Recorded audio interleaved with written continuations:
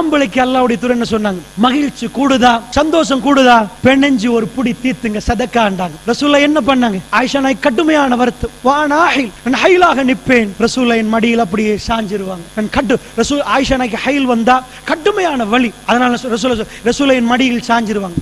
சாஞ்சு போட்டு மத்த நாளைக்கு அப்படி இல்லை, சாஞ்சிட்டு குர்ஆனை ஓதுவாங்க. ரசூலுல்லாஹ் என் மடியில் நான் ஹைலாக இருப்பேன். ரசூலுல்லாஹ் ஒரு இறைச்சி துண்டை கடிச்சு, ஆயிஷா எங்கால கடிச்சிங்கன்னு கேட்பாங்க. எங்கால கடிச்சிங்க?